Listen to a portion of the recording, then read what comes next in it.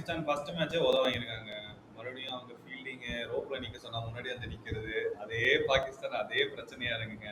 Welcome to street cricket. இப்போ நம்ம பார்க்கும்போது India versus Pakistan preview. Pakistan India match எப்பவுமே எக்ஸைட்டிங்கா இருக்கும். ஆனா இப்ப இருக்கிற பாகிஸ்தான் டீம் பார்த்தா என்ன சொல்றதுன்னே தெரியல. பாகிஸ்தான் வந்து நல்ல டீம்ல தான் இருந்தாங்க. எல்லாமே புது பிளேயர்ஸாக கொண்டு வந்திருந்தாங்க. பட் ஏன் இந்த போன மேட்ச் இப்படி ஆடினாங்கன்னு அவங்க தான் பதில் சொல்லணும். ஸோ நியூசிலாந்து பார்த்தீங்கன்னா செம்மையாக செட் பண்ணாங்க டெம்போவை. எல்லாமே மிஸ்ஃபில் பண்ணிட்டு இருந்தாங்க இவங்க. பழைய பாகிஸ்தானை பார்த்த மாதிரி இருந்துச்சு. பட் எல்லாமே ஒரு குவாலிட்டியான பிளேயர்ஸ் இருக்காங்க பாகிஸ்தான் கிட்ட, பேட்டர்ஸ் அண்ட் ஸ்பின்னர்ஸ் கிட்ட. ஸோ அதெல்லாம் பண்ணுவாங்கன்னு நினைக்கிறேன் இந்தியா அகேன்ஸ்டா. ஸோ எப்படி போகுதுன்னு பார்க்கலாம். பட் முக்கியமான விஷயம் என்னன்னா சிங்கிள்ஸே ஆடல அவங்க. ஒரு ஸ்டேஜ்ல 10 ஓவர்ஸ்ல 20 ரன்ஸ் இருக்கு. அஸ்வின் ஒரு வீடியோல போட்டு பாகிஸ்தானை புரட்டி எடுத்துரு. இல்ல அவங்களுக்கு அதான் சொன்னாங்க, பீடாக அதான் சொன்னாங்க, பாபர் ஒரு சைடு, ரிஸ்வான் ஒரு சைடு டெஸ்ட் மேட்ச் ஆடிடுவாங்க, ரன்னே வராது அவங்க கூட அப்படின்னு சொல்லிட்டு இருந்தாங்க. பட் ஏன் அப்படி ஆறாங்க? போன T20 பார்த்தீங்கன்னா அவங்க டோனஸ்லேயே ஜெயிச்சுட்டு போனாங்க இந்தியா அகேன்ஸ்ட் துபாயில்.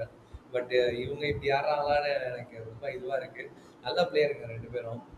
நின்னாங்கன்னா கண்டிப்பாக ஒரு 300+ ரன் அடிக்கக்கூடிய பிளேயர்ஸு. பார்க்கலாம் எப்படி ஆடுறாங்கன்னு. அதே மாதிரி அவங்களுக்கு ஸ்பின்னர்ஸ் யார் இருக்காங்கன்னு தெரியல. ஃபாஸ்ட் பாலர்ஸ் நல்லா தான் போறாங்க. ஷைன்ஸ் ஆஃப்ரிடி ரன் போனாரு, but okay. But spinning options அவங்களுக்கு இல்லாத மாதிரி இருக்கு. பாகிஸ்தான் கிட்ட ஸ்பின்னர்ஸ் இல்லாதது ரொம்ப ஆச்சரியமா இருக்கு. இந்த சல்மான் அலி ஆகான்ற ஒருத்தர் நல்லா போட்டிருந்தாரு. கூகுளியா லெக் ஸ்பின்னரா இல்லை ஸ்லைடர் போறவரான ஒரு கை சுற்றி போடுற போலர் ரெண்டு பேர் இருக்காங்க. பட் அவங்களுக்கு ஆக்சுவலாக ஒரு ஸ்பின் அட்டாக்னு ஒன்றுமே இல்லை. ஸோ ஒரு பார்ட் டைம் யாராவது யூஸ் பண்ணிட்டு இருக்காங்க. ஒரு 4 ஃபாஸ்ட் பாலர் ஆடுவாங்க, இல்லை 3 ஃபாஸ்ட் பாலர் ஆடுவாங்க. ஸோ அது மாதிரி தான் அவங்களோட அட்டாக் போயிருக்கு. ஸ்பின்னர்ஸ் ஆடுறதே இல்லை. பட் துபாய் கண்டிஷன் பார்த்தீங்கன்னா நின்று பொறுமையாக வருது பால். நம்ம ஒரு 3 ஸ்பின்னர் 5 ஸ்பின்னர் இருக்கும், 3 ஸ்பின்னர் கண்டிப்பாக ஆடிடுவோம். ஸோ இந்த மாதிரி இருக்கும்போது எப்படி பேலன்ஸ் ஆகும்னு தெரியல. அதே மாதிரி வந்து இந்தியா ரொம்ப ஸ்ட்ராங்காக ஆரம்பிச்சிருக்காங்க அவங்களோட கேம்பெயின். இல்லை நான் ஸ்ட்ராங்னு சொல்ல மாட்டேன், எப்படியே ஸ்ட்ராங். உங்களுக்கு ஃபர்ஸ்டே விக்கெட் இல்லை, அந்த ரோஹித் சர்மா அந்த கேட்ச் எடுத்துனா ரொம்ப ஸ்ட்ராங்காக இருக்கும். மத்தியானமே மேட்ச் முடிஞ்சிருக்கும். மேட்ச் ப்ராக்டிஸ் சொல்லிட்டு 2 விக்கெட் போதும் தான் நம்மளுக்கு ஒரு மேட்ச் லூஸ் ப்ராக்டிஸ் ஆயிருக்கும். அதான் அவங்க கண்டிஷன்ஸ் இப்போதான் நமக்கு தெரியுது துபாயில் என்ன கண்டிஷன். 2 பேட்ஸ்மேன் நல்லா ஆடினாங்க, சல்மான் அலி ஆகா அப்புறம் குஷில் ஷா. ஸோ இவங்க 2 பேரும் பார்த்தீங்கன்னா பேட்டிங் ஆல்ரவுண்டர், ஆனால் அவங்க போலராக யூஸ் பண்ணிட்டு இருக்காங்க. போலர் ஸ்பின்னிங் ஆல்ரவுண்டராக யூஸ் பண்ணிட்டு இருக்காங்க. ஒரு ஃப்ரண்ட் லைன் ஸ்பின்னரே கிடையாது அவங்களுக்கு. பட் நம்ம ஃபுல்லாக ஒரு 3 மேன் ஸ்பின்னிங்கை சோக்காக போகிறோம். ஸோ அது எப்படி நடக்கும்னு தெரியல, யார் வின் பண்ணுவாங்கன்னு. பட் ஸ்பின்னிங் கண்டிஷனுக்கு நல்லா இருக்கும்னு நினைக்கிறேன் துபாயில். எனக்கு தெரிஞ்சு இந்தியாவுக்கு இருக்கிற ஒரே பிரச்சனை வந்து ஷாஹின் ஆஃப்ரிடி. ரோஹித் சர்மா ட்ரெஸ்ஸிங் ரூம்லேயே அவுட் ஆயிடுவான். ஸ்விங் ஆகுதுன்னு தெரிஞ்ச லெஃப்ட் ஆர்ம் ஸ்விங். இப்பெல்லாம் சொல்லக்கூடாது. ரோஹித் சர்மா கேப்டன்சியை பற்றி கேப்டனை பற்றி இப்படி சொல்றது ரொம்ப தப்புங்க. இப்போ விராட் கோலி இருந்தால் வெளில போட்டு அவுட் ஆயிடுவாங்க. இது சொல்லக்கூடாது. இந்தியன் சப்போர்ட்டர்ஸ் அப்படிலாம் சொல்லக்கூடாது. இல்லை, அந்த பிரச்சனை இருக்கு. ஏற்கனவே ஷைன்ஸ் ஆஃப்ரிடிக்கு தான் லெஃப்ட் ஹேண்டர் இன்ஸ்விங்கிங் டெலிவரி 4 பேர் சொல்லிட்டு trend bolt, Mitchell Stark, shines Afridi இந்த 3 பிளேயருக்குமே அவுட் இருக்கா. இல்லை அப்படி இது கரெக்டு தான். நீங்கள் வீக்னஸ்ன்னு பார்த்தீங்கன்னா எல்லா பேட்ஸ்மேனுக்கும் இருக்குது, விராட் கோலிக்கு இல்லையா? விராட் கோலிக்கு இன்னொரு வீக்னஸ் பார்த்தீங்கன்னா leg spinner out side of stump போட்டாலே அவுட் ஆயிடுவான். ஸோ அதெல்லாம் நம்ம பேசக்கூடாதுங்க, அவனோட கிளாஸ் மட்டும் பேசுங்க.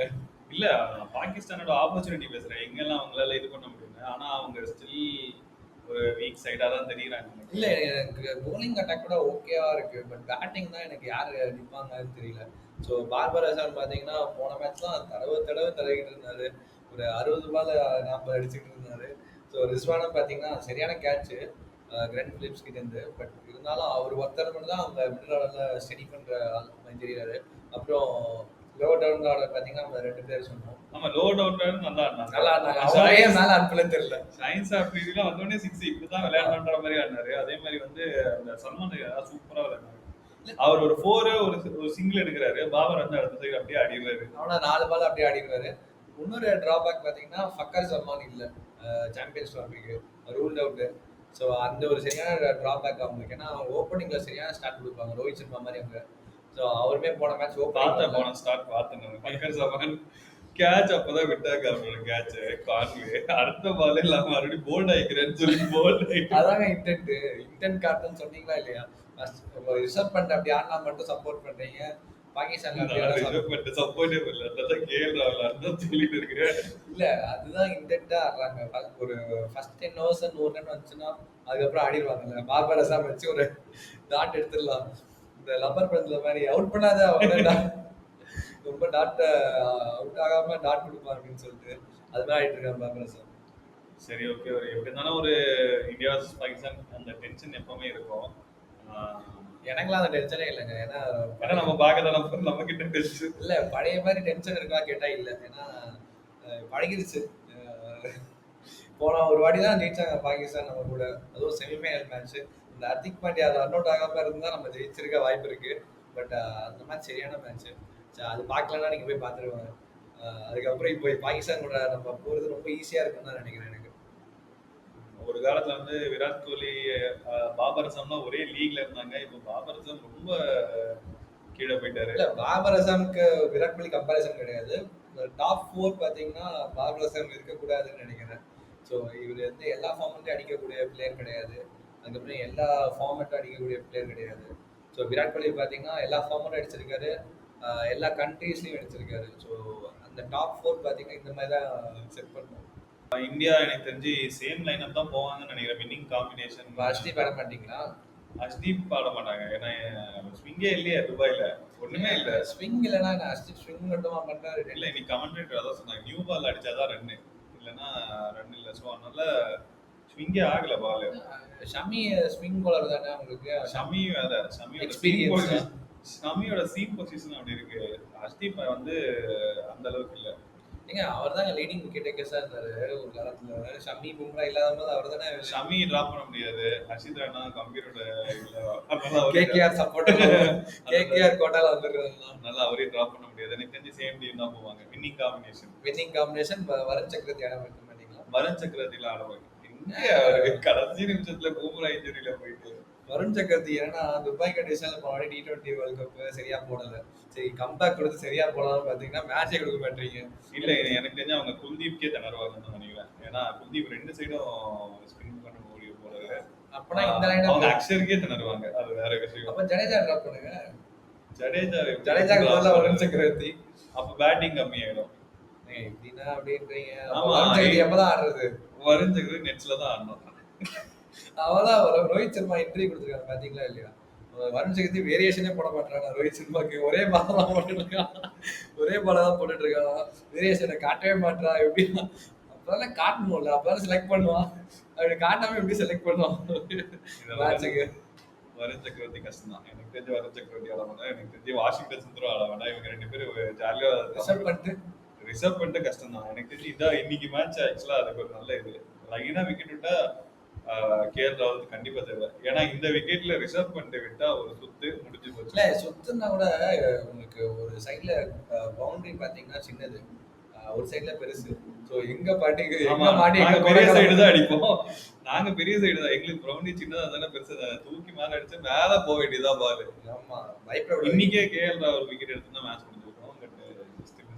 கில்ல நம்ப மாட்டீங்க. கில்லு முடிச்சு கொடுப்பாருல. எனக்கு தெரிஞ்சு கில்லு வந்து த்ரூ அவுட் த இன்னிங்ஸ் ஆடினா ரோஹித் சர்மா மேல அடிக்கணும். அதான் அவங்களோட பிளான். ரோஹித் சர்மா எனக்கு தெரிஞ்சு ரன்னிங் விக்கெட் இந்த விக்கெட்ஸ்ல கொஞ்சம் கஷ்டமா தான் இருக்கு. ஸோ பவர் பிளேல அவளை எவ்வளவு தேத்த முடியுமோ அவளை தேத்திட்டு வெளில வந்துருவாரு. இல்ல அண்டர் த லைன்ஸ் பாத்தீங்கன்னா உங்களுக்கு ஸ்விங் ஆகும். ஸோ ஷைன்ஷாட் ஆஃப்ரிதியை பாத்தீங்கன்னா அந்த ஒரு இது மட்டும் தடவிட்டாரு. கில்ல நீயே ஆடிக்கூடா அப்படின்னு சொல்லிட்டானா பரவாயில்ல, ரோஹித் சர்மா தப்பிச்சிடலாம். இன்னைக்கு மேட்ச்க்கு அப்புறம் எனக்கு தெரிஞ்சு இந்தியா பேட்டிங் ஃபர்ஸ்ட் ஆடி ரன் அடிக்க பார்ப்பாங்க. ஒரு 300ல பெரிய ஸ்கோரா இருக்கு இந்த விக்கெட்ல. 280 மேல போச்சுனாலே பாகிஸ்தான் நல்லா ஆரம்பிப்பாங்க. லைனா விக்கெட் விட்டுருவாங்க. 180 ஆல் அவுட் ஆயிடுவாங்க. அந்த மாதிரி தான் இருக்கும்னு நினைக்கிறேன் மேட்ச். அது வந்து அப்படி சொல்ல முடியாது. ஏன்னா அந்த 2 பிளேயர் நல்லா ஆடிட்டு இருக்காங்க. சல்மான் அலி ஆகாவும் இந்த பேர். ஸோ அவன் நல்லா ஆடிக்கிட்டு இருக்கான். ஸோ அதனால வாய்ப்பு இருக்கு. ஏன்னா அவங்களுக்கு ஃபினிஷர் ரோலுக்கு நல்லா 2 பேர் செட் ஆயிட்டாங்க. ஸோ மிடில் ஆர்டர் பார்த்தீங்கன்னா பாபர் அசாமும் ரிஸ்வானும் ஒரு தட்டி 40 பால்ல 20 அப்படி ஆடக்கூடிய பிளேயரு. பட் விக்கெட் விடாம ஆடிடுவாங்க. ஆமா ஆடிடுவாங்க. 50 ஓவர் 60 ஓவர்ஸ் கூட கடைசி 10 ஓவர்ல 100 150 வேணும்ன்ற வேணும். அது கைஸ் அப்படி இறங்கி விட்டு அடிடாடுவாங்க. அடிக்கிறான் அவனும் அடிக்கிறான். நல்ல பிளேயர் ஆக்சுவலா. மேல இறக்கி விடலான்றீங்க. எல்லாம் ஒரு பெரிய மேட்ச்னு சொல்லியிருக்காங்க. ஸோ ப்ரெடிக்ஷன் என்னவா இருக்கும்? ப்ரெடிக்ஷன் கண்டிப்பா இந்தியா 60 பாகிஸ்தான் 40. பாகிஸ்தானுக்கு பார்ட்டியே பெருசா இருக்கு. ஆமா. நானும் இந்தியா தான் வின் பண்ணுவேன்னு நினைக்கிறேன். கம்ஃபர்டபுளா வின் பண்ணிடுவாங்க. கொஞ்சம் சீரியஸா விளையாடுவாங்க. பங்களாதேஷ் எனக்கு வந்து ரொம்ப ஈஸியா போகும், ஒன் சைடா போகும்னு தோணுது. ரொம்ப க்ளோஸாலாம் போகாது. ஒண்ணு நோ லாஸ்லயே அடிப்பாங்க, இல்ல கம்மி விக்கெட்ஸ் குடுத்து அடிப்பாங்க. இல்ல சீக்கிரமா முடிஞ்சிரும். நம்ம எல்லாம் வீட்டுக்கு போயிட்டு நாளைக்கு ஆஃபீஸ் போயிடலாம் மண்டே. அப்படிதான் இருக்கும்னு நினைக்கிறேன். அதே மாதிரி பேட்டிங்ல இந்தியா பேட்டிங்ல பாத்தீங்கன்னா எனக்கு ஷேர் ஏதும் விராட் கோலி அவங்க இல்ல ரோஹித் சர்மா அடிப்பாங்க. ரோஹித் சர்மா எனக்கு டவுட் தான். பட் ஏன்னா அஃப்ரீதிக்கு கேஸ் தெரியுது. ஏன்னா ஃபாஸ்ட் bowler எல்லாமே 140 போடக்கூடிய bowlers எல்லாமே. ஸோ அதனால எனக்கு சேஷர் அடிக்கணும்னு ரொம்ப ஆசையா இருக்கு. அதுக்கப்புறம் கேஎல் ராகுல். பேட்டிங் ஃபர்ஸ்ட் எனக்கு தெரிஞ்சு இந்தியா ஆடினாங்கன்னா கண்டிப்பா ரோஹித் சர்மா அடிச்சிருவாங்க. ஏன்னா ஸ்விங்கே ஆகிறது இல்ல. சாயித் ஆஃப்ரிடி அடிச்சிட்டான்னா எனக்கு தெரிஞ்சு 100 அடிச்சிருவாங்க ரோஹித் சர்மா. போலிங்ல இந்தியா எனக்கு தெரிஞ்சு குல்தீப் யாதவ் எக்ஸ்பெக்ட் பண்றாரு. குல்தீப் யாதவ் எனக்கு அக்ஷர் கூட நல்லா போடுறான். அக்ஷர் ஆங்கிள் கட் பண்றதால அவனுக்கு ஸ்பின்னே ஆகிறது இல்லை. ஸ்ட்ரைட்டாகவும் போடுறான். அதை போய் கட்டாய் அதை போய் வச்சு தராங்கன்னு நினைக்கிறேன். பாகிஸ்தான்ல பார்த்தீங்கன்னா ஆஸ் யூஸ்வல் ரிஸ்வான், அப்புறம் பாபர் அசாம் கண்டிப்பாக அடிப்பான்னு தோணுது. அதை விட்டா சல்மான் அலி ஆகாவும் அந்த இன்னொரு பேர் வாயில வரலைங்க. பேர் என்ன? குஷ்தில் ஷா. ஸோ சல்மான் அலி ஆகாவும் குஷ்தில் ஷா அப்படின்னு ஒரு பிளேயர் விளையாடுறாங்க. போன மேட்ச் பார்த்தோம். நல்லா குவாலிட்டி பிளேயர்ஸு. அஸ்வினும் பீட்டாவும் நிறைய இன்டர்வியூவில் சொல்லியிருக்காங்க இவங்க 2 பிளேயரை பற்றி. ஸோ சூப்பராக ஆடுவாங்கன்னு நினைக்கிறேன் இவங்க பாகிஸ்தான் சைடில். எனக்கு ரிஸ்வான் தான். இந்தியன் ஸ்பின்னர்ஸ் அவர் வந்து காலை போட்டு பெருக்குன்னு பெருக்கிடுவார் எனக்கு தெரிஞ்சு. அதே மாதிரி ஃபாஸ்ட் பவுலர்ல அஃப்ரீடி விக்கெட் எடுத்தால் தான் வந்து மற்றபடி எனக்கு ஃபாஸ்ட் பவுலர் பார்த்தீங்கன்னா நசீம் ஷா நல்லா போடுவாங்க. ஏன்னா நசீம் ஷாவோட சீம் பொசிஷன் நல்லா இருக்கும். நம்ம இல்லை எல்லாருமே right handers. So swing outside swing போட்டு பொறுக்கி எடுத்துருவாங்கன்னு நினைக்கிறேன். அதே மாதிரி ஒரு ஹோஸ்ட் நேஷனாக இருந்தால் இங்கேருந்து அங்கேருந்து இங்கேருந்து ட்ராவல் பண்ணுற ஒரே டீம் இவங்களாக தான் இருக்கும். இந்தியா என்னடா ஒரே கிரவுண்டில் அப்படியே எல்லாம் பேசியாச்சுங்க. நம்ம ஒரே கிரவுண்ட்லாம் ஆட போகிறோம்னு பேசியாச்சு. ஸோ பேசி முடிவெடுத்தது தான் இதுவும். ஆனால் இந்த ஒரே கிரவுண்டில் ஆடி அதுக்கப்புறம் தோத்துட்டு வந்தீங்கன்னா செம்ம காண்டாயிடுவோம். இப்போ ஒழுங்காக வின் பண்ணிட்டு வந்தால் ஓகே பரவாயில்ல, இந்த பேச்சுவார்த்தைக்கு ஒரு ரிசல்ட் கிடைச்சா மாதிரி இருக்கும். பட் தோத்தீங்கன்னா உங்களுக்கு போயிடுவாங்க. எனக்கு தெரிஞ்சு இந்தியா சீக்கா மாதிரி சொல்லணும்னா பொட்டலம் பண்ணிடுவாங்கன்னு நினைக்கிறேன் பாகிஸ்தானை. பார்ப்போம் சண்டே என்ன நடக்குதுன்னு. கொஞ்சம் இன்ட்ரெஸ்டிங்காக தான் நல்லாயிருக்கும். சண்டே போகிறதும் நல்லா வீக்கெண்ட் வேறு. ஹாலிடேல உட்காந்து இந்தியா பாகிஸ்தான் மேட்ச் ரொம்ப வருஷம் கழிச்சு பார்க்குறோம். கொஞ்சம் இன்ட்ரெஸ்டிங்காக இருந்தால் நல்லாயிருக்கும். பட் பார்க்கலாம் எப்படி போகுதுன்னு. Please subscribe to the channel and stay tuned for more videos.